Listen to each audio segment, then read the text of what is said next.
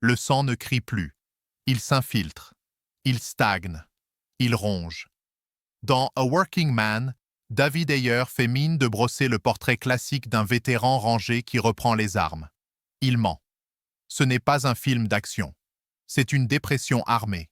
Levon Cade, Jason Statham, ancien militaire recyclé en ouvrier de surface, abat des cloisons la journée, reconstruit son honneur le soir et tente entre deux silences de protéger sa fille, Islaji, seule étoile encore vivante dans un ciel trop bas. Son regard dit tout, ce monde ne mérite plus rien, mais il le gardera debout, pour elle. Ayer n'illustre pas, il dissèque. Il ne filme pas la violence, il la laisse s'infiltrer dans les interstices, regard, silence, corps en suspens. On est à 1000 lieues du Statham popcorn. Ici, l'homme cogne par nécessité, pas par style. Chaque coup est une dette, chaque baston, une lettre de suicide.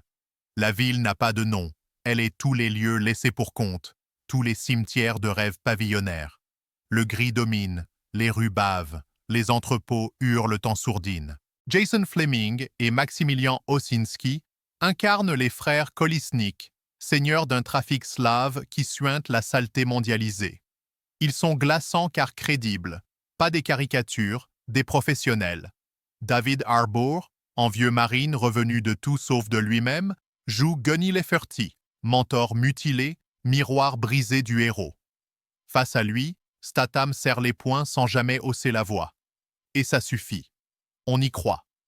Michael Peña campe un flic fatigué par ses principes, Noémie Gonzalez, une femme en ruine qui refuse de plier. Tous existent. Le rythme est lent, rugueux. Pas de solo de violon. Pas de ralenti sur fond de vengeance. Juste des hommes qui marchent dans la boue, la tête basse. Les scènes d'action sont brèves, sales, sans emphase. Ayer filme l'usure, la sueur, le sang qui colle sous les ongles. Le travail de l'image épouse cette austérité.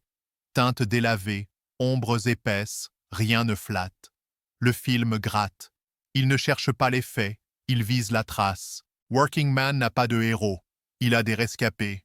Et un dernier regard vers le hors-champ, là où les hommes vrais disparaissent sans faire de bruit.